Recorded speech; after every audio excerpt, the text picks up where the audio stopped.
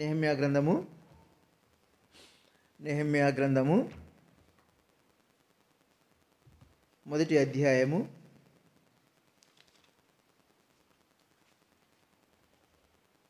11వ వచనాన్ని మనమందరము కలిసి చదువుకుందాం. నెహెమ్యా గ్రంథము మొదటి అధ్యాయము 11వ వచనాన్ని మనందరం కలిసి చదువుకుందాం. యెహోవా చెవియొగ్గి నీ దాసునైన నా మొరను నీ నామమును భయభక్తులతో ఘనపరచుటయందు ఆనందించు నీ దాసుల మొరను ఆలకించి ఈ దినమందు నీ దాసుని ఆలోచన సఫలపరిచి ఈ మనుషుడు నా యందు దయ చూపినట్లు అనుగ్రహించుమని నేను బ్రతిమాల్చుకుంటున్నాను అని ప్రార్థించితిని. నేను రాజునకు గిన్నె అందించువాడినై. మనము చదువుతా వచ్చాం కదా. పిలాతు యేసు ప్రభువును ఎవరో ఎరగలేకపోతా వచ్చినాడు. హేరోదు దగ్గరకు యేసు ప్రభు పంపబడతా వచ్చినాడు. హేరోదు యేసు ప్రభుని చూచాడు కానీ యేసు ప్రభు ఎవరో గుర్తిరగలేకపోయినాడు. యేసు ప్రభువును వారు తృణీకరిస్తూ వచ్చినారు. యేసు ప్రభువును వారు హేళన చేస్తూ వచ్చినారు. యేసు ప్రభువును వారు ఎరగలేకపోతా వచ్చినారు. మనం ఒక విషయం గమనించినట్లయితే చూడండి, యోహాను సువార్త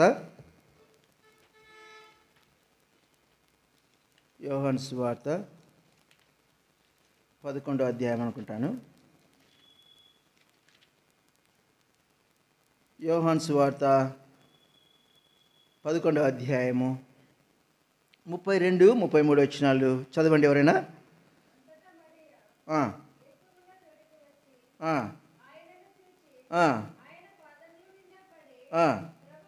ప్రభువా నీవిక్కడ ఉండిన ఎడల నా సహోదరుడు చావకుండు నేను. 33 వచనం కూడా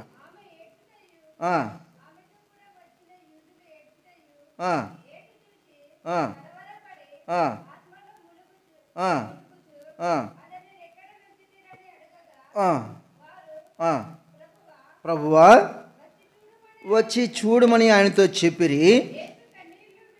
యేసు కన్నీళ్ళు యేసు ప్రభు యొక్క కన్నుల నుండి ఏమొచ్చినాయంట? కన్నీళ్ళు వచ్చినాయంట. ఎందుకంటే మరియా కావచ్చు, మార్తా కావచ్చు, వారు అంటా ఉన్నారు, ప్రభువా నువ్వు ఇక్కడే ఉండింటే మా సహోదరుడు చనిపోయి ఉండేవాడు కాదు. నువ్వు ఇక్కడ లేకపోవడం వల్ల మా సహోదరుడు ఏమైపోయాడు? చనిపోయాడు. నువ్వు ఇక్కడే ఉండింటే బాగుండేది. నువ్వు వేరే చోటకు పోకోకుండా, వేరే గ్రామానికి వెళ్ళకుండా ఇక్కడే ఉండింటే మా సహోదరుడు ఏమై ఉండేవాడు? బ్రతికి ఉండేవాడు. మా సహోదరుడు ప్రాణాన్ని కోల్పోయి ఉండేవాడు కాదు. ఆ మాటలు వింటా ఉంటే ప్రభు కన్నుల్లో నుంచి ఏమొస్తున్నాయంట? నీళ్ళు. అంటే వారు ఏమి ఎరుగుతూ ఉన్నారంటే మా ప్రభువు సర్వశక్తిమంతుడు, మా ప్రభువుకు అసాధ్యమైనది ఏది లేదు. ఆయన ఎక్కడ ఉన్నా ఆయనకు మరుగైనది ఏది కూడా లేదు. ఆయన సమస్తమును చూచుచున్నవాడు, ఆయనకు మరుగైనది ఏదీ లేదు అని వారు గ్రహించలేక వారు ఒకే మాట అంటా ఉన్నారు, నువ్వు ఇక్కడ ఉండింటే మాకు బాగుండేది. కాబట్టి వారు యేసు ప్రభువును సరిగా ఎరగని కారణాన వారిని బట్టి ప్రభు ఏం చేస్తా ఉన్నాడు? కన్నీళ్ళు విడిచి. ప్రియ సహోదరుడా, ప్రియ సహోదరి, యేసు ప్రభువు వాక్యం నీ ఎద్దకు పంపబడతా వచ్చింది. యోహాను సువార్త మొదటి అధ్యాయంలో రాయబడుతుంది కదా, లోకములో ఆయన ఉండెను కానీ లోకము ఆయనను తెలుసుకొనలేదు.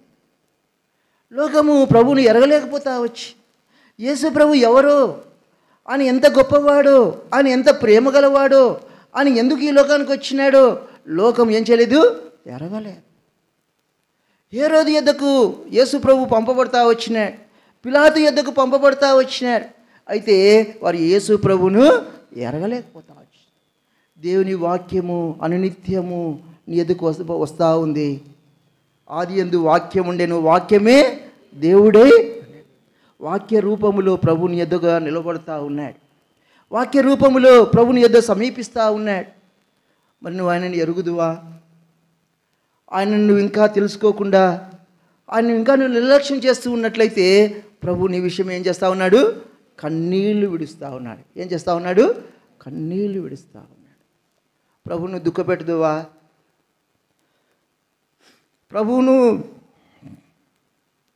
ప్రభువు కన్నీళ్లు విడుచుట నీకు ఇష్టమా? ప్రభువుకి ఏం ఇష్టమంటే నువ్వు ఆయనను తెలుసుకుంటే అది ప్రభువుకు సంతోషం. నువ్వు ఆయనని గురించి ఎరిగితే ప్రభువుకు సంతోషం. నువ్వు ప్రభువును గురించి ఎంతగా ఎరగగలుగుతావో, ఎంతగా తెలుసుకొనగలుగుతావో ప్రభు అంతగా నీ పక్షమున గొప్ప కార్యములు చేసేవాడిగా ఉన్నాడు. వారు అంటా ఉన్నారు, ప్రభువా నువ్వు మా మధ్య ఉంటే బాగుండే. మన ప్రభువుకు మరుగైనది ఏది లేదు. హృదయములో ఆలోచన పుట్టకముందే మన ప్రభువుకు మన ఆలోచన తెలుసు. ఆయన వర్తమాన భూత భవిష్యత్ కాలంలో ఉన్నటువంటి దేవుడు. ఆదిని ఎరిగినవాడు, అంతమును కూడా ఎరిగినవాడు. ఆయనకు సమస్తము సాధ్యం. కాబట్టి మార్తా మరియలు ప్రభువును గురించి వింటూ ఉన్నారు, ప్రభువును ప్రేమిస్తూ ఉన్నారే కానీ ప్రభువును వారు ఎరగవలసినంతగా వారు ఎరగలేదన్నమాట. ప్రభువును వారు తెలుసుకోవాల్సినంతగా వారు ప్రభువును తెలుసుకోలేదన్నమాట.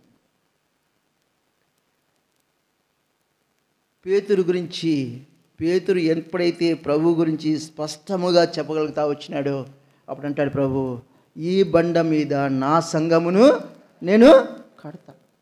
అంటే నువ్వు ప్రభు గురించి ఎంత స్పష్టముగా ఎరుగుతావో అప్పుడు ప్రభువు నీ పక్షమున గొప్ప కార్యములు చేస్తాడు. కాబట్టి ఇంకా నువ్వు ప్రభుని నీ ఎదుకు వచ్చినప్పుడల్లా ప్రభువు నువ్వు ఎరగక ఉన్నావేమో, నువ్వు ప్రభువును గుర్తెరగక ఉన్నావేమో, ప్రభువు ప్రేమను ఇంకా నువ్వు నిర్లక్ష్యం చేస్తున్నావేమో. నేను ఇందాక కూడా అంటా వచ్చినా కదా, ప్రభువు యొక్క ప్రేమను ఎరగక గ్రుడ్డితనంలో మూర్ఖంగా అవివేకంగా సాగిపోతూ వచ్చిన నా జీవితంలో ప్రభువు నన్ను నశింప చేయలేదన్నమాట. ప్రభువు నన్ను నాశనానికి అప్పగించలేదన్నమాట. కారణం ఏంటంటే ఆయన ప్రేమ గల దేవుడు. ఆయన ప్రేమ బహు వింతైన ప్రేమ, మన కనులకు ఆశ్చర్యం కలిగించే ప్రేమ. ప్రియ సహోదరుడా, ఇంకా ప్రభువును నువ్వు ఎరగకుండా, ఆయన శక్తిని ఎరగకుండా, ఆయన సామర్థ్యమును ఎరగకుండా, ఆయన బలమును ఎరగకుండా, ఆయన ప్రేమను ఎరగకుండా నువ్వు ఉన్నట్లయితే ప్రభువు నువ్వు ఇంకా ఏం చేస్తున్నట్టు? కన్నీళ్ళు విడిచి. ఎవరు విడుస్తూ ఉన్నారు కన్నీళ్ళు? ఎవరు విడిచింది? ప్రభు. ఎవరైనా మన తల్లిదండ్రులు కన్నీళ్ళు మన గురించి కన్నీళ్ళు విడిస్తే అంటారన్నమాట, ఏమంటే అయ్యా తల్లిదండ్రులకు నువ్వు దుఃఖపెట్టొద్దురా, మీ తల్లి కళ్ళలో నుంచి నీళ్లు రానియద్దురా, అది నీకు మంచిది కాదురా అంటారన్నమాట. మీరు విన్నారో లేదో, నా జీవితంలో నేను విన్నా.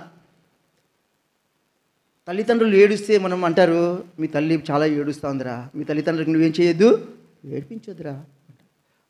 మనం ప్రభుని ఎరగకపోతే ఎవరిని ఏడిపిస్తున్నట్టు?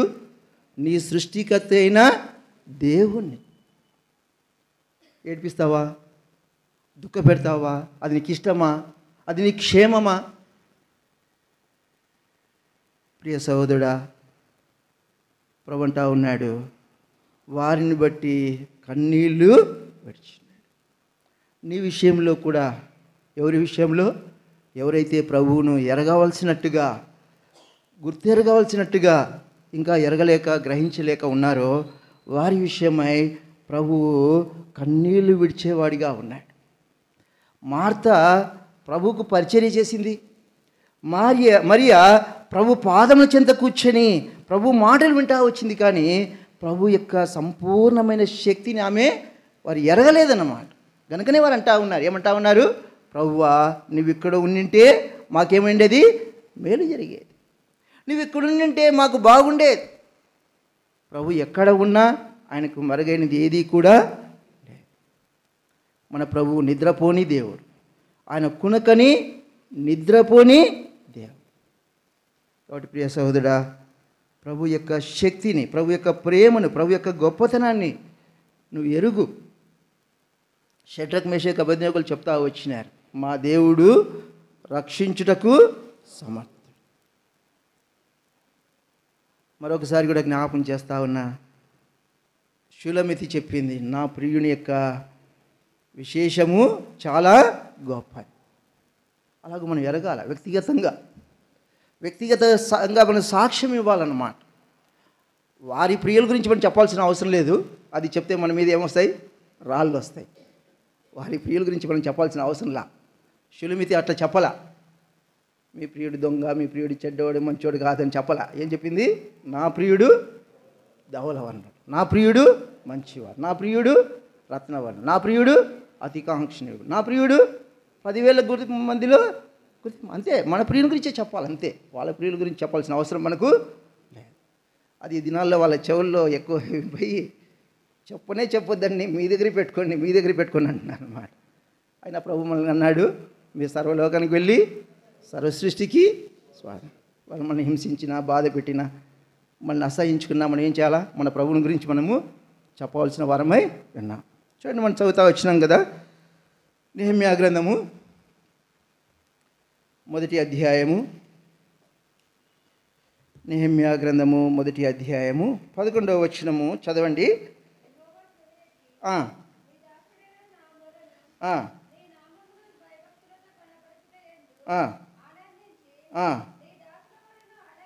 చాలు. నీ దాసుల మరి అక్కడ రాయబడుతుంది, నీ నామమును భయభక్తులతో ఘనపరచుట యందు ఆనందించు నీ దాసుడు.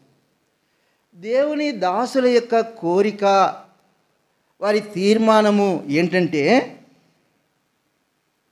ప్రభువును ఘనపరచుట. అదే వారికి ఆనందం ఇచ్చేది.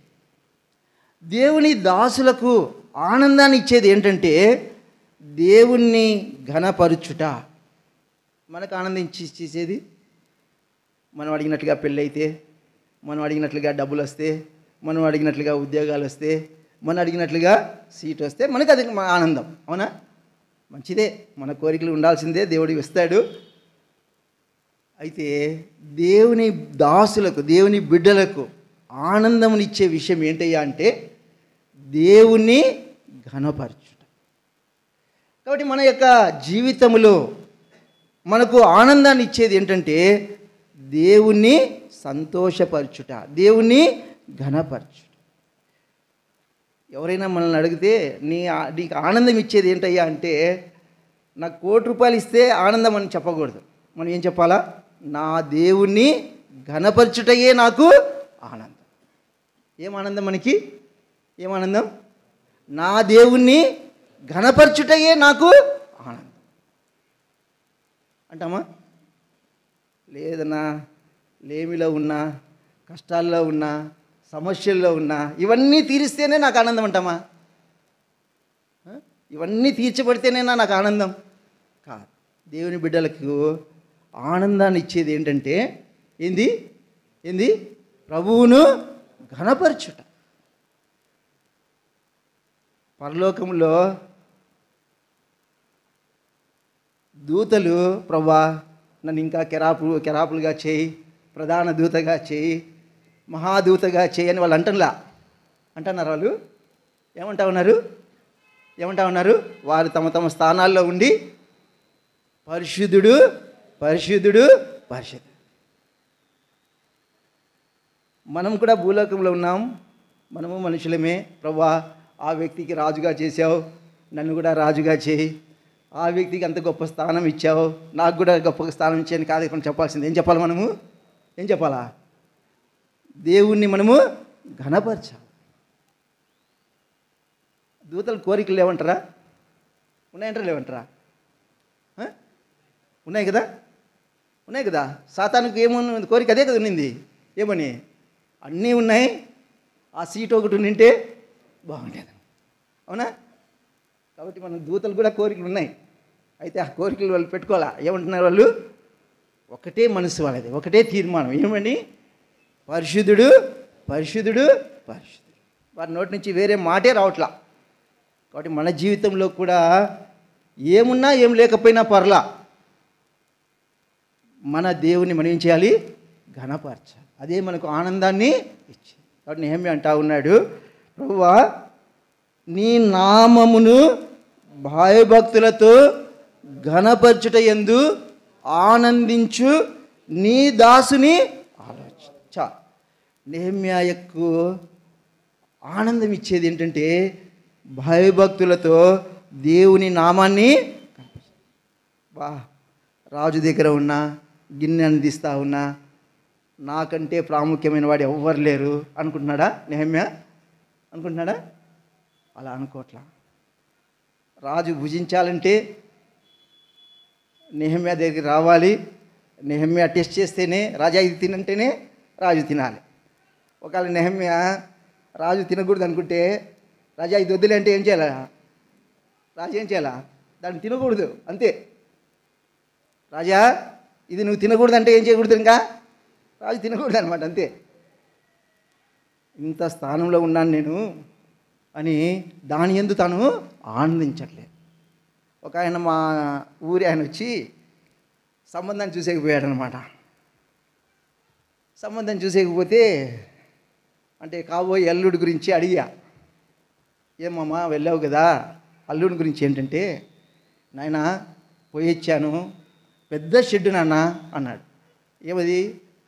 మన ఇంజన్ షెడ్, రైల్లోకి ఇంజన్ షెడ్ అనమాట, కాజీపేటలో. పెద్ద ఇంజన్లు అయినా చాలా వస్తాయి అంటే పల్లెల్లో అట్లే మాట్లాడతారు కదా, చెప్తా ఉన్నాడు. అంటూ ఆయన ఆ ఇంజన్ని టెస్ట్ చేసి ఓకే అంటేనే నాయన బయటకు వచ్చేది.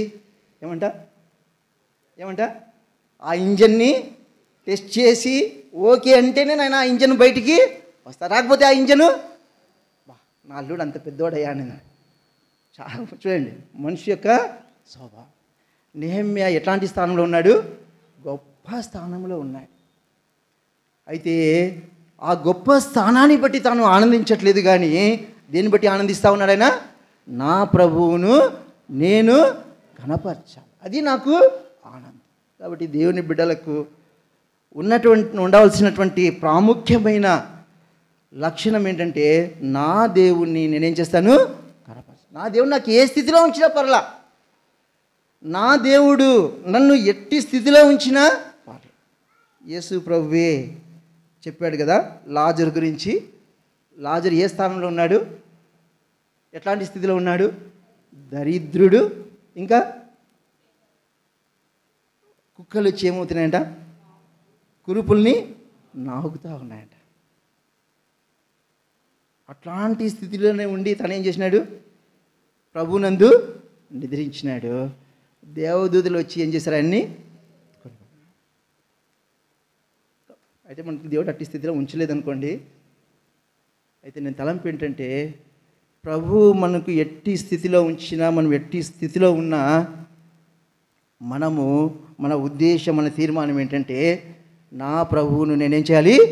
ఘనపరచాలి. అదే నాకు ఆనందం. చూడండి, ఇంకా మనం చూస్తూ వచ్చినట్లయితే రాయబడుతుంది,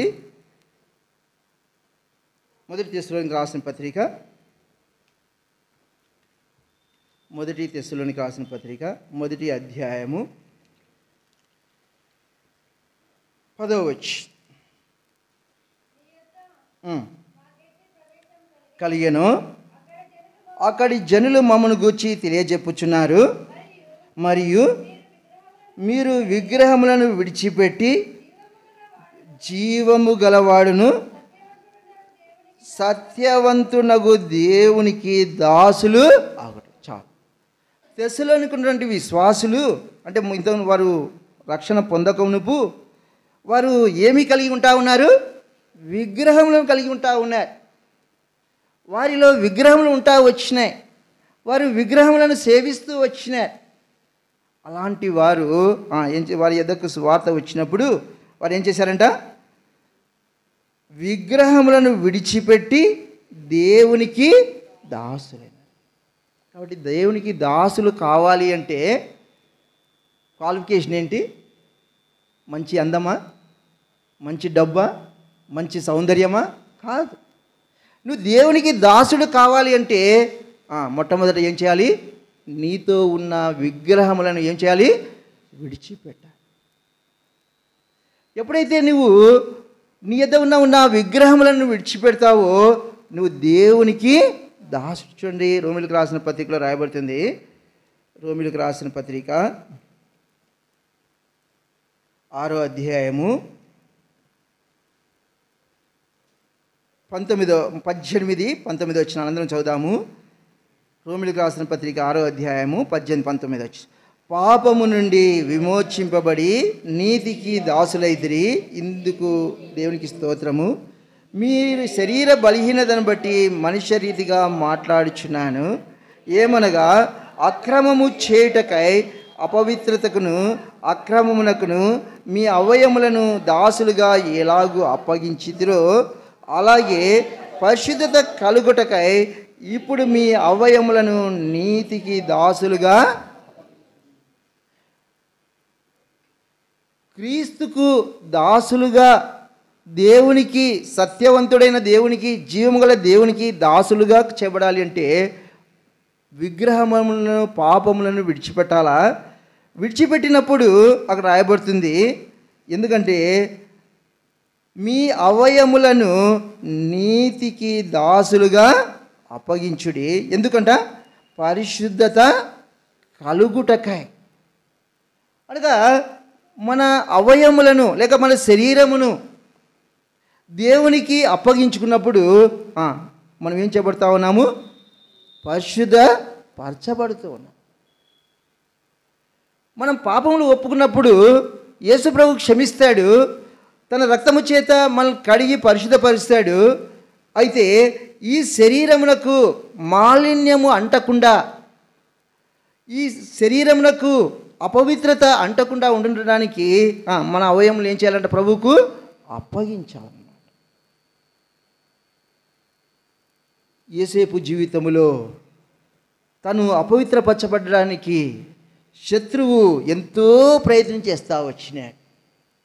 శత్రువు ఎంతగానో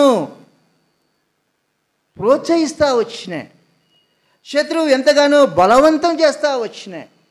అయితే తాను అపవిత్రపరచబడుకున్నట్లు ఆ పాపమును విడిచిపెట్టి ఏం చేసినాడు? పారిపోతా వచ్చినాడు. అంటే ఆ స్థలమందు యోసేపు లేడు అన్నమాట. అంత మాత్రమే కాదు, దానియేలు రాజు దగ్గర ఉన్నాడు. రాజు భుజించు భోజనమును వారు భుజించవలసి ఉండగా దానియేలు అంటా ఉన్నాడు, అయ్యా, ఈ ఆహారము తినుట ద్వారా నా శరీరమునకు ఏమగలుగుతుంది? అపవిత్రత వస్తుంది. కాబట్టి మన అవయములకు లేక మన శరీరమునకు అపవిత్రత కలుగుకుండడానికి ఏం చేయాలంట? మన అవయములను ఏం చేయాలంటే దేవునికి అప్పగించుకో. తెస్సలోనికైనటువంటి వారు తమ విగ్రహములను విడిచిపెట్టి ఏం చేయబడ్డారంటే వాళ్ళు సత్యవంతుడును జీవము గల దేవునికి వారు ఏం చేయబడతా వచ్చినారు? దాసులుగా చేయబడి. అంటే ఏం దాని అర్థము? తమ శరీరములను దేవునికి సాధనాలుగా అప్పగించుకున్నారన్నమాట. ప్రియ సహోదరుడా, ప్రియ సహోదరి, దేవుని దాసులు అంటే పాపమును విడిచిపెట్టి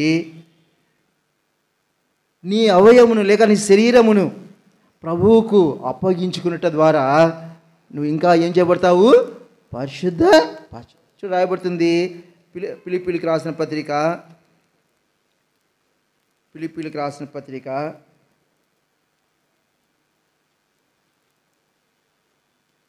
1వ అధ్యాయము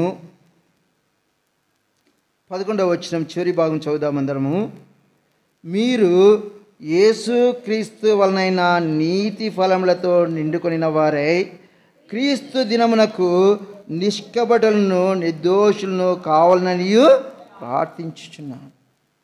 కాబట్టి క్రీస్తు దినానికి మనం ఎట్లా ఉండాలంట?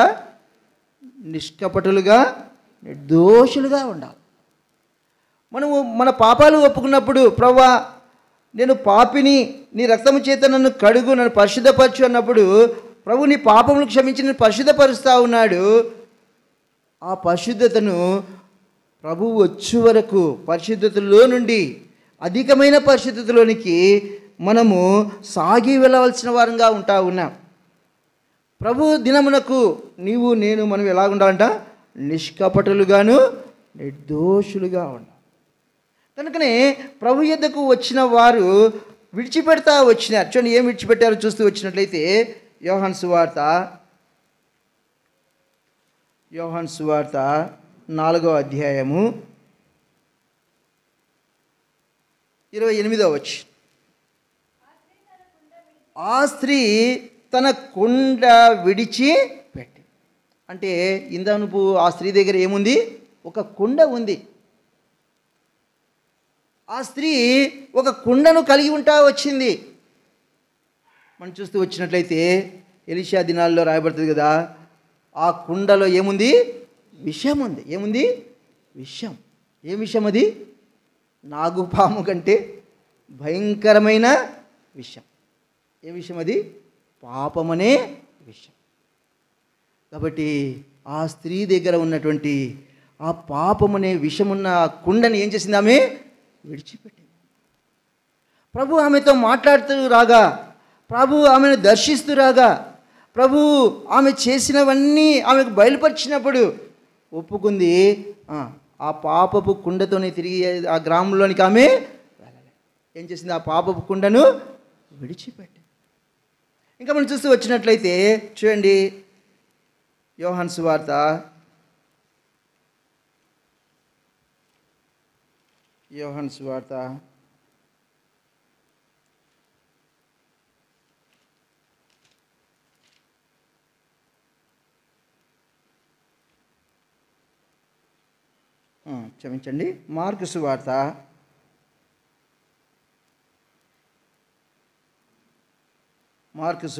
10వ అధ్యాయము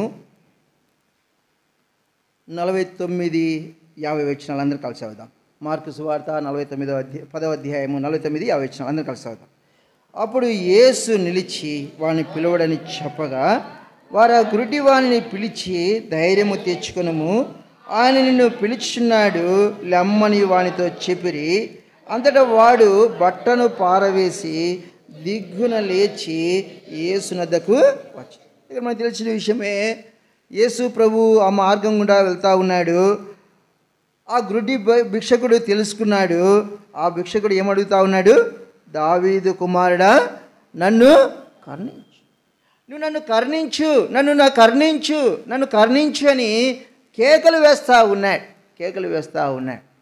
ప్రభువు పిలిచినప్పుడు ఏం చేసినట్టు ఆ వ్యక్తి ఆ బట్టను పారవేసి, అనగా తన యొద్ద ఒక బట్ట ఉంది, తను ఒక వస్త్రమును కలిగి ఉన్నాడు. ఏం వస్త్రం అది? పాపపు వస్త్రం. ఆ గుడ్డి భిక్షకుని దగ్గర ఉన్నటువంటి ఆ బట్ట ఏం బట్ట అది? పాపపు వస్త్రం. మలిన వస్త్రమును ఏం చేసినాడంట? పారవేసినాడు, దాచిపెట్టలా. మళ్ళీ వస్తలే ప్రభుతో మాట్లాడి ప్రభు కనికరం పొందిన తర్వాత నేనేం చేస్తా, వచ్చి ఆ బట్టను నేను తీసుకుంటా. అది పంది స్వభావం. ఏం స్వభావం అది? పంది స్వభావం. పందికి ఎంత కడిగి ఎంత శుభ్రపరిచినా తిరిగి ఏం వెతుకుతుంది అది? కుక్క కూడా ఏం చేస్తుందంట? తన వాంతికేసి మరి ఏం చేస్తుందంట? అలాగూ ఉండకూడదు. కాబట్టి ఆ వ్యక్తి ఏం చేసినాడు? దాచిపెట్టాల. పాపమును దాచిపెట్టుకోలే. పాపాన్ని దాచిపెట్టుకుంది ఎవరు? ఆదాం ఏం చేసినాడు? పాపాన్ని దాచిపెట్టుకుని నింద వేస్తూ ఉన్నాడు. నువ్వు ఈమెను ఇవ్వకపోయింటే నేను ఈ పాపమే చేసి ఉండేవాడిని కాదు, నువ్వు నాకు ఇచ్చినావు కాబట్టి. చూడండి, దేవుణ్ణి మనం అన్యాయస్తుడిగా ఎంచుదామా? దేవుడు అన్యాయస్తుడు కాదు, దేవుడు న్యాయవంతుడు. చాలాసార్లు మనం అనుకుంటాం, ప్రభు నాకు ఇది ఇచ్చినా నన్ను పరీక్షిస్తూ ఉన్నాడు. ఏమంటాడు? ప్రభు నాకు ఇది ఇచ్చి ఏం చేస్తున్నాడు? అట్లనా? కాదు. ప్రియ సోదరుడా, ఆ వ్యక్తి తన దగ్గర ఉన్న ఆ బట్టను ఏం చేసినట పారేసిన. అలా పారేస్తే ఆ గాలికి ఏం చేసింటుంది, అది కొట్టుకొని పోయింటుంది. కాబట్టి దేవునికి దాసులుగా మనం ఉండాలంటే నీ యొద్ద ఉన్న బట్టను ఏం చేయాలి, పారవేయాలి. ఆకాను కూడా ఏం చేసినాడు, ఒక వస్త్రం కనబడింది. ఏం వస్త్రం అది, ఏం వస్త్రం అది, షీనారు వస్త్రం. ఏం వస్త్రం అది, షీనారు వస్త్రం. ఆ వస్త్రం చూసినాడు. మిగతా వస్త్రాల కంటే ఆ వస్త్రం ఎట్లా ఉంది, అతనికి బాగా కనబడింది, బాగా నచ్చింది. తీసుకొని పోయి ఎక్కడికి పోయి దాచిపెట్టినాడు, ఇంటికి పోయి డేరాలో ఏం చేసినాడు, దాచిపెట్టినాడు. చాలాసార్లు మనం కూడా అట్లా దాచిపెట్టుకుంటాం అన్నమాట. వేరే వాళ్ళకి కనబడినది మంచిది మనకు కనబడుతుంది, అది మన మంచిది అనుకుంటా. ఆకాను అలాగా దాచిపెట్టుకోవడం ద్వారా, ఆ షీనారు వస్త్రాన్ని దాచిపెట్టుకున్నట్టు ద్వారా తాను మేలు పొందలేదు, కానీ తనకు తన కుటుంబానికి ఏమొచ్చింది, నష్టం వచ్చింది. నీ జీవితంలో కూడా షీనారు వస్త్రం లాంటిది ఏదైనా నీకు కలిగి ఉన్నావేమో. యాకోబు ఎంతమంది భార్యలు, యాకోబుకు 2 ఉపపత్నులు 2 భార్య. చెప్పినాడు, మీ నాయన నాకు చాలా కష్టపెడతా ఉన్నాడు, మీ నాన్న బట్టి నేను ఎండకు వానకు తడుస్తూ ఉన్నా, కాబట్టి మనం వెళ్ళిపోదామంటే మా నాన్న వద్దు, వెళ్ళిపోదాంపా అన్నారు. బాగానే ఉంది అక్కడి వరకు. వస్తా వస్తా ఇంట్లో బట్టలన్నీ తీసుకునేటప్పుడు, బట్టలన్నీ సర్దుకునేటప్పుడు ఒకటి కనిపించింది ఆమెకి. ఏం కనిపించింది, విగ్రహం. ఎవరికి, తెచ్చుకుంది. వాళ్ళ నాన్న పరిగెత్తి వస్తూ ఉన్నాడు. వచ్చి, సర్లేయ్యా నా కూతురుని తీసుకుపోతా అంటే తీసుకుపోతావు, నువ్వు మంచి తీసుకుపో, నా విగ్రహాన్ని కూడా నా దేవతను ఎందుకు తీసుకో. ఎవరు తెచ్చుకున్నారు, అది ఎవరు తెచ్చుకున్నారు, రాహేలు. తాను కలిగి ఉండటం ద్వారా తన సంతానాన్ని కనలేకపోతా వచ్చి, ఎప్పుడైతే తాను అనగా యాకోబు మనము లేచి బేతేలుకు వెళ్దాం, మీ వస్త్రములను ఏం చేసుకోండి, మార్చుకోండి. చూడండి మాట చూద్దాము. ఆదికాండము 35వ అధ్యాయము 2వ వచనం. యాకోబు తన ఇంటి వారితోనూ తన యొద్దనున్న వారందరితోనూ మీ యొద్దనున్న అన్య దేవతలను పారవేసి మిమ్మును మీరు శుచిపరచుకొని మీ వస్త్రములను మార్చు. ప్రియ సహోదరుడా, రాహేలు తన తండ్రి ఇంటిలో ఉన్నటువంటి ఆ విగ్రహం బాగా కనబడింది, ఆ దేవత బాగుంటే బాగుంటుంది అనుకుంది, తెచ్చుకుంది. ఇప్పుడు యాకోబు అంటా ఉన్నాడు, అమ్మా మీ యొద్ద ఉన్నటువంటి అన్య దేవతలను ఏం చేయాలి, మీరు పారవేయండి. అవి అన్యమైనవి, అవి మీకు సంబంధం లేనివి, అవి మీ యొద్ద ఉండకూడదు. వాటిని మీరేం చేయాలి, పారవేయండి.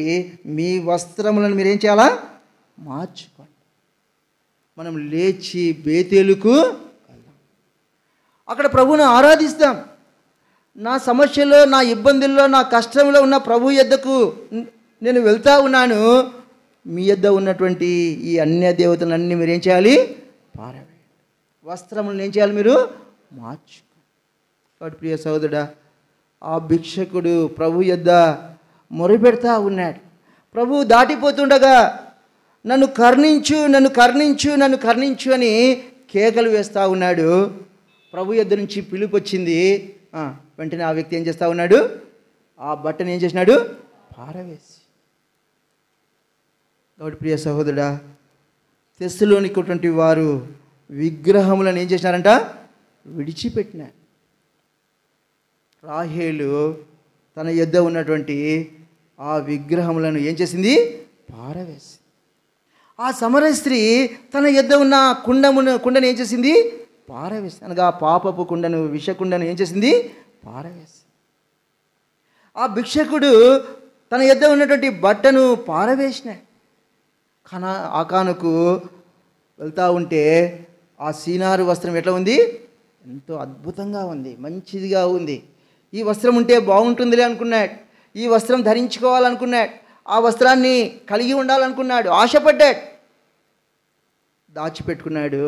తనకు నష్టము, తన ఇంటి వారికి కూడా నష్టం. ఆ శిక్ష రాకముందే యెహోషువ ఎద్దుకు వెళ్ళి, అయ్యా నేను తప్పు చేశానయ్యా అని చెప్పినంటే తాను ఏం పొందిండేవాడు? క్షమాపణ పొందిండేవాడు ప్రభుదేవుడు. మూడోదిగా మనం చూస్తూ వచ్చినట్లయితే చూడండి, రూతు గ్రంథము మొదటి అధ్యాయము 2వ అధ్యాయం. రూతు గ్రంథము 2వ అధ్యాయము 11వ వచనం.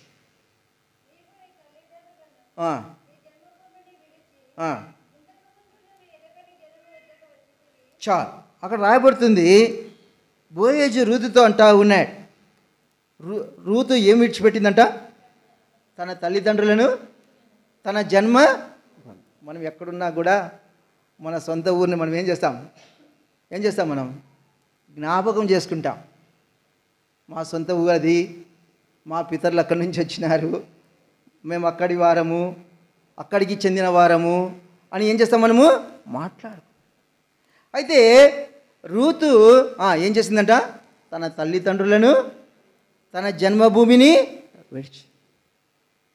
చూడండి, ఆదికాండము 2వ అధ్యాయము 24వ వచనం. కాబట్టి పురుషుడు తన తండ్రిని, తన తల్లిని విడిచి తన భార్యను, అంటే హత్తుకోవాలి అంటే ఏం చేయాలా? విడిచిపెట్టాలి. చూడండి, రోమిలకు రాసిన పత్రిక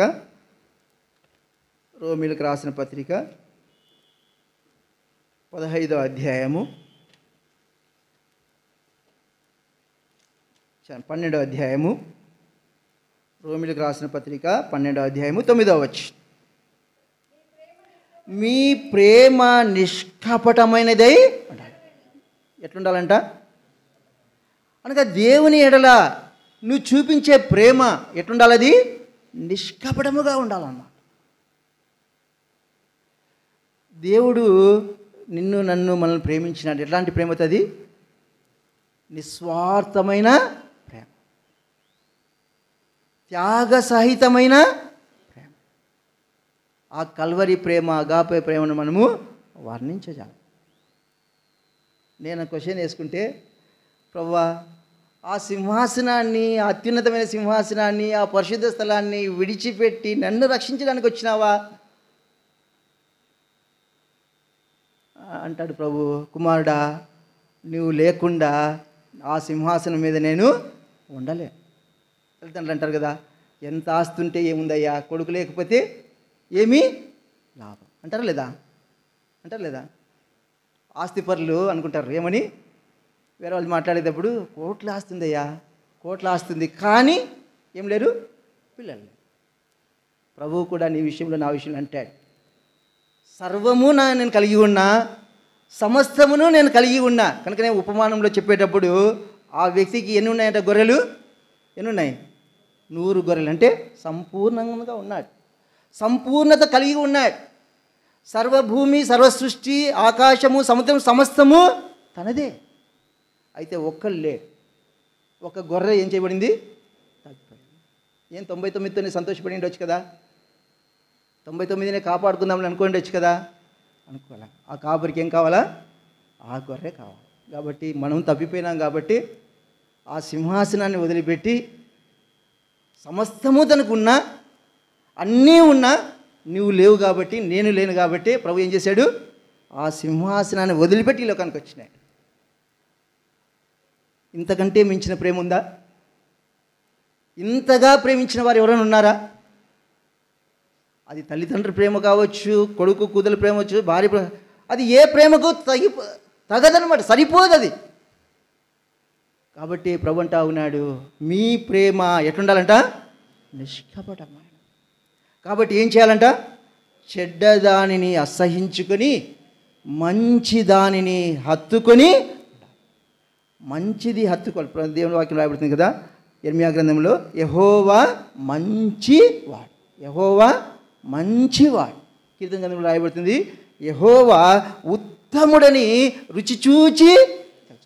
ఎప్పుడు తెలుసుకుంటాం? నువ్వు ఎప్పుడైతే నిష్కపటమైన ప్రేమను కలిగి ప్రభువును ప్రేమిస్తావో, ప్రభు ఎంత ఉత్తముడో నువ్వు తెలుసుకుంటావు. కాబట్టి ప్రభు అంటా ఉన్నాడు, చెడ్డదానిని మీరేం చేయాలి? అసహ్యించు, చెడ్డదానిని విడిచిపెట్టండి. కనుకనే రూత్ ఏం చేసిందంటే, మోయాబు అనగా ఏమది? శాపగ్రస్తం. శాపగ్రస్తమైనది ఏం చేసింది? తను విడిచిపెట్టింది. శాపగ్రస్తమైనది సంపూర్ణంగా విడిచిపెట్టి దేవుని యొద్దకు వచ్చిందా. గనుకనే తను ఏం పొందింది? ఆశీర్వాదాన్ని పొంది. ప్రియ సహోదరుడా, ప్రియ సహోదరి, తన జన్మభూమి శాపగ్రస్తమైనది కనుక తన ఆ జన్మభూమిని ఏం చేసింది? ఆమె విడిచిపెట్టింది. రోమిలకు పౌలు భక్తుడు రాస్తా అన్నాడు, అయ్యా చెడ్డ దానిని మీరేం చేయాలా? అసహ్యం. లోకంలో ఉన్నదంతయు మంచిదా? లోకంలో కొన్ని మంచివి, కొన్ని చెడ్డవి ఉన్నాయా? మనం అనుకుంటాం కొన్ని మంచివి ఉన్నాయన్నా, కొన్ని చెడ్డవి ఉన్నాయన్నా అంటాం. ఏమంటాం? కొన్ని మంచివి ఉన్నాయి. కానీ దేవుని వాక్యం చెప్తుంది, లోకంలో ఉన్నదంతయు ఏంట? శరీరాశ, నేత్రాశ. ఏమన్నా పనికొచ్చేటివా? ఏమన్నా మేలు కలిగించేటివా? ఏవి మేలు కలిగించేటివే? శరీరాశ ఉన్నా ప్రమాదమే, నేత్రాశ ఉన్నా ప్రమాదమే, జీవపు డంబం ఉన్నా. కాబట్టి ప్రియ సహోదరా, ప్రియ సహోదరి, తలంపు ఏంటంటే, రూతు తన జన్మభూమిని ఏం చేసింది?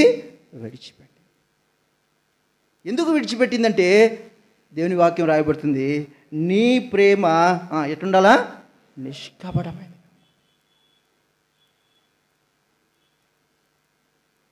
చాలాసార్లు పెళ్ళిళ్ళలో చెప్తా ఉంటారు, నేను అది ఆ బోధన నేను చేయట్లేదు కానీ, తల్లిని తండ్రిని ఏం చెయ్యి?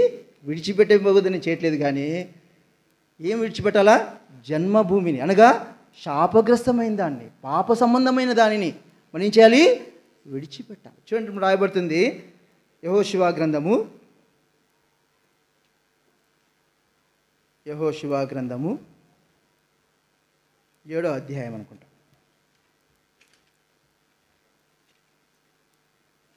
యెహోషువ గ్రంథము 7వ అధ్యాయము 13వ వచనం. అందరం కలిసి చదువుదామా? యెహోషువ గ్రంథము 7వ అధ్యాయము 13వ వచనం. నీవు లేచి జనులను పరిశుద్ధపరిచి వారితో ఇలాగు చెప్పుము, రేపటికి మిమ్మును మీరు పరిశుద్ధపరచుకునడి.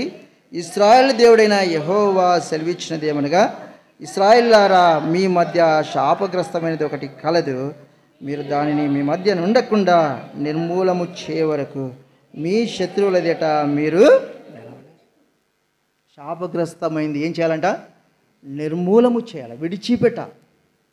ఉన్నిలే ప్రభువా, ఏమవుతుందిలే, ఉన్నిలే ఇదొక్కటి, అన్నీ వదిలిపెట్టినా ఒక ఆకు ఒక్కొక్కటే వేసుకుంటున్నా, అన్నీ వదిలిపెట్టినా ఒక మొబైల్ ఒకటే చూస్తూ ఉన్నా, అన్ని సినిమాలు అన్నీ వదిలిపెట్టినా మొబైల్ ఒకటే చూస్తూ ఉన్నా అంటే ప్రభు ఒప్పుకుంటాడా? ప్రభు అంటాడు, శాపగ్రస్తమైనది ఏది కూడా మీ యొద్ద ఉండదు. ఎందుకు ప్రభువా? ఒక్కేసుకుంటే ఏమి? ఆ ఒక్క మాట మాట్లాడితే ఏముంది? ఆ ఒక్క అబద్ధం చెప్తే ఏముంది? ఆ ఒక్కటిలే ప్రభా. ప్రభు అంటాడు, శాపగ్రస్తమైనది ఏది కూడా నీ యొద్ద ఉండకూడదు. ఎప్పుడైతే శాపగ్రస్తమైనది నీ యొద్ద నుంచి నువ్వు తొలగించుకుంటావో అప్పుడు నీకు ఏముంది? విజయం. శాపగ్రస్తమైన దాన్ని నువ్వు నిర్మూలము చేసుకుంటేనే నీకు విజయం. చాలాసార్లు మనం విజయం పొందకపోవడానికి కారణం ఏంటంటే, ఏదో ఒకటి ఉంటుంది, చిన్నది. సాతాను కూడా పెద్దది కోరుకోడంట. ఇంతకు నువ్వు ప్రసాద హృదయం అనేది పుస్తకం ఉండింది, అది మానవ హృదయం అయిపోయింది. మరి ఎవరో ప్రసాదం ఎందుకు పెట్టారన్నారేమో. ప్రసాద హృదయం అనేది ఏమైపోయింది? మానవ హృదయం ఉంది. ఆ మానవ హృదయంలో ఒక మాట రాయబడుతుంది అన్నమాట. ఆ యజమానుడు ఇల్లంతా అమ్మేస్తాడు. ఇల్లంతా అమ్మేస్తాడు. అమ్మేసి చివరికి ఆ పత్రంలో ఏం రాయించుకుంటాడంటే, అయ్యా ఇంత పెద్ద బంగ్లా నీకు అమ్ముతున్నా కదా, ఆ మేకు కొట్టినంత స్థలం నాకు, ఎంత స్థలం కావాలంట? పాపం అనాలో వచ్చింది కదా, జ్ఞానం లేనివాడు కదా, పాపంలో ఇంత పెద్ద బంగ్లా అమ్మిపోతా ఉన్నాడు, ఏముందిలే ఆ మేకున్నంత స్థలమే కదా వాడు అడిగింది అని ఇచ్చాడు. దాంట్లోనే చూపించాడు సాతాను. పనికి మాలిన వస్త్రాలన్నీ తెచ్చి ఎక్కడ చేసేవాడంట? ఆ మేకు హ్యాంగ్ చేస్తాడంట. ఏమయ్యా అంటే, అయ్యా నేను నీ స్థలంలో ప్రవేశించట్లేదు, నువ్వు నాకు ఏ స్థలం అయితే ఇచ్చినావో ఆ స్థలంలోనే నేను ఉన్నా. అయ్యా ఈ బంగ్లా అంతా నాది, నిజమే నీ బంగ్లా అంతా నీదే, కానీ ఒకటి నువ్వు నాకు ఇచ్చినావు. ఏమది? మేకు కొట్టేస్తాడు. మురికి వస్త్రాలన్నీ తగిలిస్తాడంట. ఇల్లంతా ఏం వాసన వస్తుంది? సువాసన వస్తుందా? ఏమొస్తుంది? కంపు వాసన. మన ఇంట్లో కూడా ఒక చోట అది మంచి సువాసన కొట్టేది ఒక చోట పెడతాము. ఇల్లంతా పెడతామా? మనము ఒక చోట పెడతాం. దానివల్ల ఏమవుతుంది? ఇల్లంతా స్ప్రెడ్ అవుతుంది, ఇంటికంతా మంచి సువాసన. సాతాను కూడా నీ హృదయం అనే ఇల్లు చెడిపోవడానికి నీ హృదయం అంతా అడగడు. ఏమడుగుతాడు? నీ హృదయంలో ఒక చిన్న స్థానం. అదే ఏం స్థానం అంటే, ఒక కాని మాట మాట్లాడడము, అబద్ధం మాట్లాడడము, చెడు మాట మాట్లాడడము, చెడు చూపు కలిగి ఉండడము. ఇది నేను జయించలేకపోతానన్నా, దీన్ని నేనేం చేయలేకపోతా ఉన్నా? దీనిలో నేనేమైపోతున్నా? ఓడిపోతున్నా. కాబట్టి ప్రియ సహోదరుడా, ప్రభు వాక్యం అంటా ఉంది, ప్రభు అంటా ఉన్నాడు, శాపగ్రస్తమైనది ఏది కూడా నీ యొద్ద ఉండనే. అది నువ్వు కలిగి ఉన్నంత వరకు నీకేం రాదు? జయము కలగదు. నీ ఎదుట నిర్మూలము చే వరకు మీ శత్రువుల ఎదుట మీరు మీ శత్రువుల ఎదుట మీరు నిలవాలి. అంటే అది ఉన్నంత కాలము నీకేముంది? అపజయం. మనం జయాన్ని కోరుకుంటామా, అపజయాన్ని కోరుకుంటామా? జయాన్ని. నేను చెప్పిన గతంలో వచ్చినప్పుడు చెప్పే కదా, సంవత్సరం అంతా తిరిగేవాడిని, ఆ వారం దినాల్లో 2 రోజుల్లోనే కష్టపడి పాస్ అయిపోవాలనుకునేవాడిని. ఏమనుకునేవాడిని? సంవత్సరం అంతా బీకారుగా తిరిగేది, ఆ 2 రోజుల్లోనే బాగా మేల్కొని ఏం చేయాలా? పాస్ అయిపోవాలా. వస్తామా? పాస్ అయిపోతామా? కాబట్టి దేవుని వాక్యం రాయబడుతుంది, శాపగ్రస్తమైనది ఏం చేయాలంట? మనము నిర్మూలము చేయాలి. కొరింథీయుల పత్రికలో అనుకుంటాను, పులిసినది ఏది నీ యొద్ద ఉండనే ఉండకూడదు. పాలలో పెరుగు ఎంత వేస్తారక? పెరుగు తోడంటే వేయాలంటే ఎంత వేస్తామక? కొంచెం వేస్తాం. ఎక్కువ వేసేస్తే ఏమవుతాయి? పాలు కూడా చెడిపోతాయి. కాబట్టి తలంపు ఏంటంటే, రూతు తన జన్మభూమిని ఏం చేసింది? విడిచిపెట్టి. ఎందుకు విడిచిపెట్టింది? దేవుని వాక్యం రాయబడుతుంది కదా, చెడ్డ దానిని అసహించుకొని మంచి దానిని మనం ఏం చేయాలా? హత్తుకోవాలి. శాపగ్రస్తమైన దాన్ని విడిచిపెట్టి, చెడ్డదాన్ని విడిచిపెట్టి, పాపాన్ని విడిచిపెట్టి మనం ప్రభువుని హత్తుకున్నట్లయితే ప్రభు నీకేమిస్తాడు? విజయాన్ని ఇస్తాడు. రూతు సమస్తము విడిచిపెట్టి, తన లోక సంబంధమైన, శాపగ్రస్తమైన, మోయాబు సంబంధమైన సమస్తమును విడిచిపెట్టి ఒంటరిగా ఖాళీ చేతులతో తన అత్తను ఆమె వెంబడించి తెచ్చుకుందా? ఏమన్నా ఒక మూట ఉన్నట్టుందా? రూతు ఒక మూట బ్యాగు చీరలు ఉన్నాయని ఉందా? ఎక్కడన్నా గ్రంథంలో రాయబడిందా? బైబిల్లో ఒక 10 జత బట్టలు ఉన్నాయి, గాడిద మీద వేసుకొచ్చిందని ఉందా? ఖాళీగా ప్రభుని వెంబడించి, నిస్వార్థంగా ప్రభుని వెంబడించింది. కనుకనే ఆ ప్రేమను ప్రభు చూచి రూతును ప్రభు ఏం చేశాడు? ఆశీర్వదించి. నీవు నేను మనం ఆశీర్వదించబడాలంటే శాపగ్రస్తమైనది ఏది కూడా మనము కలిగి. అది జ్ఞాపకం చేయబడతా ఉన్నాం. నీవు నేను మనము దేవునికి దాసులుగా ఉండాలంటే మొట్టమొదటి ఏం చేయాలి? పాపమును విడిచిపెట్టి మన అవయములను దేవునికి నీతికి సాధనాలుగా ఇచ్చినప్పుడు మనకేం కలుగుతుందంట? పరిశుద్ధత కలుగుతుంది. రెండోదిగా మనం చూస్తూ వచ్చినాం, ఆ సమరయ స్త్రీ ఏం చేసింది? కుండను కలిగి తన జీవితంలో కుండ అంటూ కలిగి ఉంటా వచ్చి ఆ కుండ ద్వారా తను సంతోషపడతా వచ్చి, అయితే ఒక దినం తను గ్రహించింది, ఈ కుండలో ఏముంది? విషం ఉంది. ఈ కుండలో పాపమనే విషం ఉంది అని ఏం చేసింది? ఆమె విడిచిపెట్టి ఊర్లోకి పోయి సాక్ష్యం చెప్పింది కనుకనే వాళ్ళంతా ఏం చేసినారు? పరిగెత్తుకుంటా వచ్చినారు, ప్రభువును విశ్వసించినారు. ఆ కుండనే కలిగి ఉండి ప్రభు మాటలు చెప్పిందంటే ఆ ఊరి ప్రజలు ఆమె మాటలను విన్నవారు కాదు. చాలాసార్లు మనము పాపంలోనే ఉంటూ సువార్తలు ఏం చేస్తుంటాం? పత్రికలు ఇస్తూ ఉంటాం.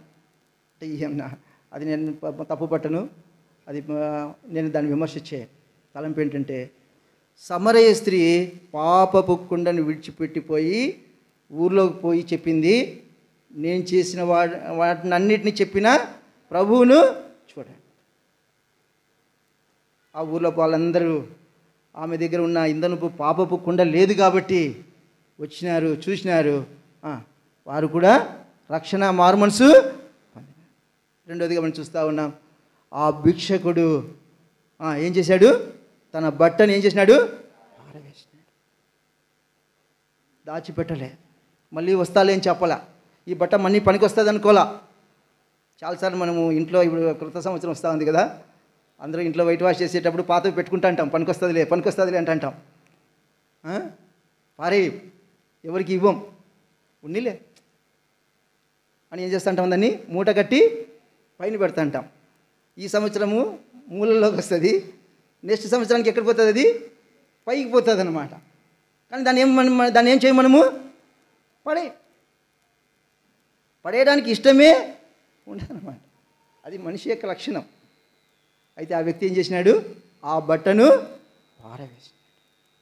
ఆకాను సీనారు వస్త్రాన్ని చూచినాడు, తెచ్చుకున్నాడు. తాను మేలు పొందలేదు, తన కుటుంబము కూడా. మూడోదిగా మనం చూస్తూ వచ్చినాం, రూతు ఏం చేసింది? తన జన్మభూమిని విడిచిపెట్టింది. తన జన్మభూమి మోయాబు అంటే ఏం చూపిస్తుంది? శాపగ్రస్తమైంది. ఆ శాపగ్రస్తమైంది ఏది కూడా తను తెచ్చుకోలేదు. ఒక చిన్న వస్తువు కూడా, చిన్నది కూడా, ఏది కూడా తన యొద్ద నిష్కపటమైన హృదయముతో, నిష్కపటమైన ప్రేమను కలిగి ప్రభువును ప్రేమిస్తూ వచ్చింది, ప్రభువును హత్తుకుంటా వచ్చింది కనుకనే, మంచిదాన్ని హత్తుకుంటా వచ్చింది కనుకనే ప్రభు ఆమెను ఆశీర్వదిస్తూ వచ్చింది. చివరిగా ఒక మాట చదువుతాను చూడండి. హెబ్రీయులకు రాసిన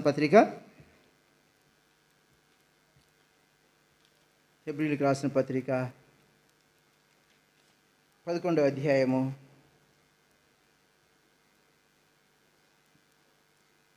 27వ వచనం అందరం చదువుదాము. విశ్వాసమును బట్టి అతడు అదృశ్యుడైన వాడిని చూచినట్టు స్థిరబుద్ధి గలవాడై రాజాగ్రహమునకు భయపడక ఐగుప్తును విడిచిపెట్టక ముందు తనలో ఒకటి ఉంది. ఏముంది? విశ్వాసం. ఈ ఐగుప్తు ఉంటే మంచిదిలే అని తను అనుకోలేదు. అక్కడ రాయబడతా ఉంది, విశ్వాసమును బట్టి స్థిరబుద్ధి కలిగి ఏం చేసినాడంట? ఐగుప్తును విడిచిపెట్టాడు. చాలాసార్లు ఇది ఉంటే మంచిదిలే, మనకి పనికొస్తుందిలే, ఎప్పుడో ఒకరోజు పనికొస్తుందిలే అని అనుకుంటున్నామంటే ఏమని అర్థము? మనలో ఏం లేదు, విశ్వాసము. నువ్వు దాన్ని సంపూర్ణంగా విడిచిపెడుతున్నావు అంటే అర్థం ఏంటంటే, నా ప్రభువునందు నేను విశ్వాసం ఉంచిన నా దేవుడు నన్ను విడిచిపెట్టాడు. నా దేవుడు అన్నాడు, సింహపు పిల్లలైనా ఏముంటాయి? ఆకలిగా ఉంటాయి, కానీ యెహోవా యందు భయభక్తులు ఉంచువానికి ఏ మేలు కొదవై ఉండదు. అన్న విశ్వాసము కలిగి, అమ్మ ఇది పెట్టుకోనైనా, ఇది ఉన్నిలే, ఇది చిన్నదేలే అన్నా కూడా మనం ఏం చేయాలా? విశ్వాసం బట్టలేదు, ఇది నాకు అవసరము లేదు. తనకున్నటువంటి విద్యలన్నిటినీ ఏం చేసినాడు? విడిచిపెట్టేసినాడు. ఎందుకు విడిచిపెట్టినాడంటే తనలో ఏముంది? విశ్వాసం. నా దేవుడు నన్ను ఏం చేస్తాడు? పోషిస్తాడు. నా దేవుడు నన్ను పోషిస్తాడు. నన్ను సృష్టించిన నా దేవుడు నన్ను విడిచిపెట్టాడు అన్న విశ్వాసమును కలిగి, స్థిర బుద్ధిని కలిగి ఏం చేసినాడు? ఐగుప్తును విడిచిపెట్టినాడు. కాబట్టి విడిచిపెట్టాలంటే మన హృదయంలో మొట్టమొదటి ఏం కావాలా? స్థిరం ఉండాలి, దృఢ తీర్మానం ఉండాలి, దృఢ నిశ్చయిత ఉండాలన్నమాట. దృఢ తీర్మానం లేకుండా విశ్వాసం కలిగి ఉంటే అది లాభం లేదు. ఎందుకంటే నా అనుభవంతో చెప్తా ఉన్నాను, మా ఇంట్లో జరిగింది చెప్తా ఉన్నాను. భక్తి సింగ్ అంకులు గుంటకల్కి వచ్చినప్పుడు మా తమ్మునికి ఏం చేశాడంటే గిద్యోను అని పేరు పెట్టాడు. ఏం పేరు? మా నాన్న మా తమ్ముని స్కూల్లో చేర్పించేటప్పుడు ఆ టీచర్ అనిందంట, గిద్యోన్ అంటే మీకు రిజర్వేషన్ పోతుందయ్యా, గిద్యోన్ అని పెట్టొద్దు, ఏం పెట్టు? మనోహర్ అని పెట్టుకోని. మా నాన్న ఏముందిలే పేర్లో ఏముందిలే, పేర్లో మంచి మాటే కదా టీచర్ చెప్తా ఉండేది. ఆమె కూడా క్రైస్తవురాలే,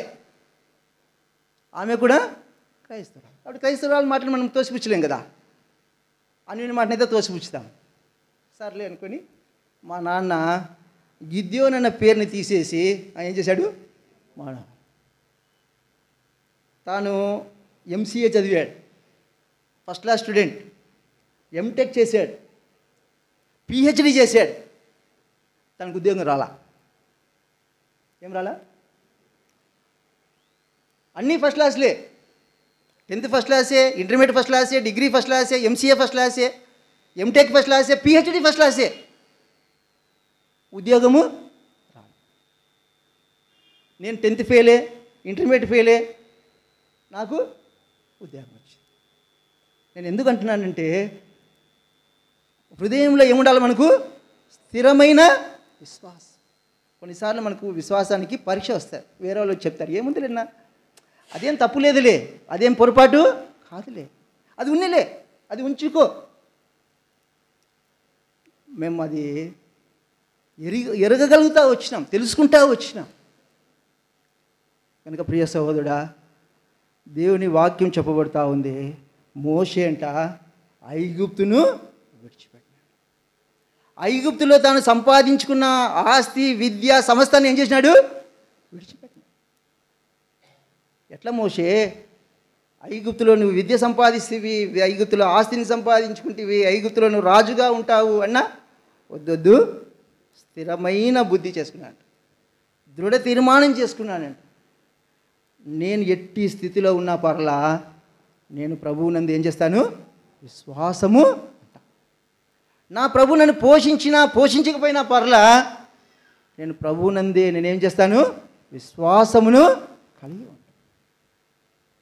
కాబట్టి పౌలు అంటాడు కదా, ఏవేవి నాకు లాభకరములై ఉండేనో వాటిని ఏం చేశాడంట? పెంటగా నష్టముగా. మా అమ్మకు నేను సహాయకారిగా ఉండేవాడిని. ఎప్పుడంటే ఈ మనం న్యూ ఇయర్కి అన్నీ ఇల్లంతా క్లీన్ చేయిస్తాం కదా, నా పని అంతా ఏంటంటే వాళ్ళకి అంతా కొట్టిన తర్వాత అంత శ్రద్ధడం అన్నమాట.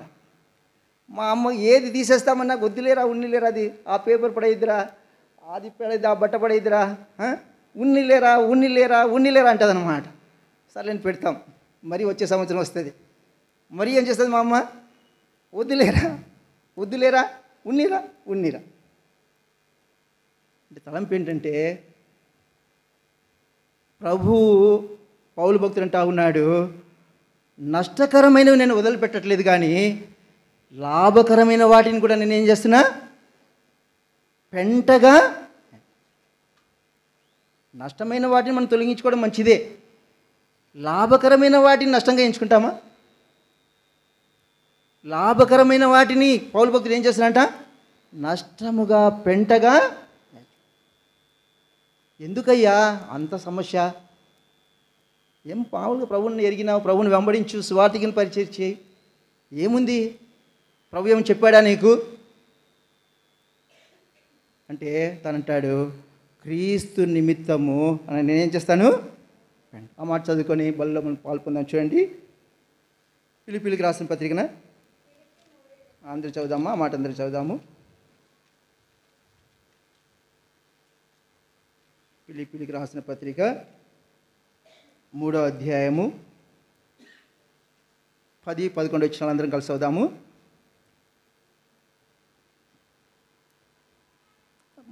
మొదట 7-8 వచనాలు చదివిన తర్వాత మరి 10-11 చదువుదాం మనం.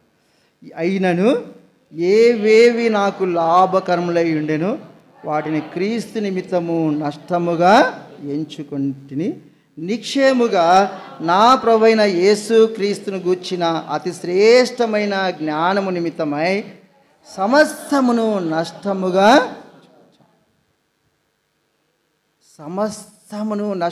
ఎంచుకున్నాడు. ఎందుకంట?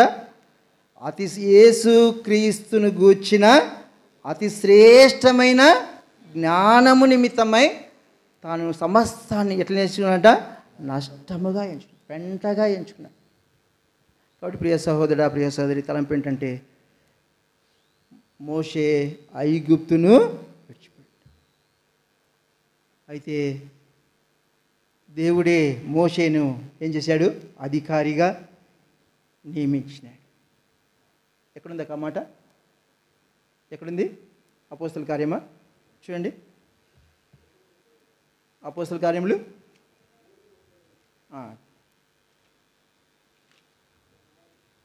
అపోస్తల కార్యములు 7:35, 34-35 అందరూ చదువుదాం. 34-35. ఐగుప్తులో నున్న నా ప్రజల దురవస్థను నేను నిదానించి చూచితిని, వారి మూలుగు వింటిని, వారిని విడిపించుటకు దిగి వచ్చినాను. రమ్ము, నేను ఇప్పుడు నిన్ను ఐగుప్తుకు పంపేదని అతనితో చెప్పాను. అధికారిని గాను తీర్పని గాను నిన్ను నియమించిన వాడెవడని వారు నిరాకరించిన ఈ మోషేను అతనికి పొదలో కనబడిన దేవదూత ద్వారా దేవుడు అధికారిని గాను విమోచని గాను నియమించి. ఎవరు నియమించినారంట? దేవుడు. అపాయింట్మెంట్ ఆర్డర్ దేవుడు మోషేకి అపాయింట్మెంట్ ఆర్డర్ ఇచ్చినాడు. ఏం అపాయింట్మెంట్ ఆర్డర్ తెలుసా? నియమించి అంటే అపాయింట్మెంట్, అవునా? నియమించినాడు. ఏమని నియమించినాడు? అధికారిగాను, ఏమంట, విమోచకునిగాను నియమించి పంపినాడు. కాబట్టి ప్రభు అంటాడు కదా, సర్వమును నా వశములో ఉన్నాయి. ప్రభు వశంలో సమస్తము ఉన్నాయి. ఆయన అన్నిటికీ పైగా ఉన్నవాడు. ఆయన సమస్తమును ఏలుచున్నవాడు. ఆయనకు అసాధ్యమైనది ఏది కూడా. సమస్తము ప్రభువుకు సాధ్యం. కాబట్టి ప్రియ సహోదరుడా, మోషే లోకాన్ని ఐగుప్తుని విడిచిపెట్టినాడు. ఒక దినం వచ్చింది, దేవుడు మోషేను నియమించినాడు, అపాయింట్మెంట్ చేశాడు. ఏమని అపాయింట్మెంటు? అధికారిగాను విమోచకునిగా. టైం లేదు, ముగిస్తూ పోతున్నాను. మన ప్రభు ఎలాంటి వాడంటే రాజులను ఏం చేస్తాడు? సింహాసనం మీద నుంచి తొలగించి గడ్డిని మేపిస్తాడు. ఏం మేపిస్తాడు? ఎవరిని? రాజులను. దీనులను దరిద్రులను ఏం చేస్తాడు? పెంట కుప్ప మీద నుంచి లేవనెత్తి ఎక్కడికి కూర్చోబెడతాడంట? సింహాసనం. గర్వించిన రాజులనేమో సింహాసనం నుంచి తొలగించి గడ్డి మేపిస్తాడు. దీనులను దరిద్రులను పెంట కుప్ప మీద నుంచి లేవనెత్తి ఎక్కడ కూర్చోబెడతాడంట? సింహాసనం. వాటి ప్రియ సహోదరా, దేవుడు మోషే విడిచిపెట్టిన దాన్ని చూస్తూ వచ్చినాడు. మోషే చెల్లించిన క్రయాన్ని దేవుడు చూస్తూ వచ్చినాడు. మోషే చెల్లించిన క్రయాన్ని చూసిన దేవుడు మోషేకి అపాయింట్మెంట్ ఇచ్చినాడు. మోషే, నేను నీకు అపాయింట్మెంట్ ఇస్తున్నా. ఏం అపాయింట్మెంట్ నీకు? అధికారిగాను విమోచనగాను నేను నిన్ను పంపుతున్నా. రా, నాతో పాటు ఎక్కడికి రావాలి? నువ్వు ఐగుప్తుకి రా. మోషేని చూచి ఐగుప్తు ప్రజలంతా ఏం చేయబడ్డారు? వణికిపోయారు. మోషేని చూచి భయపడిపోయారు.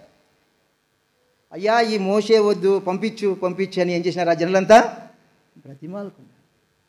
తలంపు ఏంటంటే, మనము శాపగ్రస్తమైనది, వ్యర్థమైనది, హేయమైనది కలిగి ఉంటే దాని ద్వారా మనకు ఫలితం లేదు. కానీ ప్రభు కొరకు నువ్వు ఏదైతే విడిచిపెడతావో దేవుడు దాన్ని చూచి నిన్ను నియమించేవాడిగా ఉన్నాడు. ఎటువంటి స్థానం? అధికారిగాను విమోచకం. కాబట్టి దేవుని దాసులకు ఉండవలసిన లక్షణాలను మనం చూస్తూ వచ్చినాం. కాబట్టి దేవుని దాసులకు ఉండవలసిన లక్షణం ఏంటి? దేవునిని ఘనపరచుట.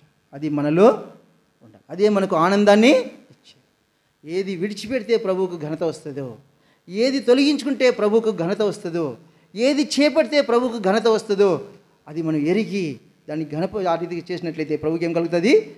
ఆనందం. నీ జీవితంలో కూడా దేవుడు అలాగూ మనకు సహాయం చేయండి.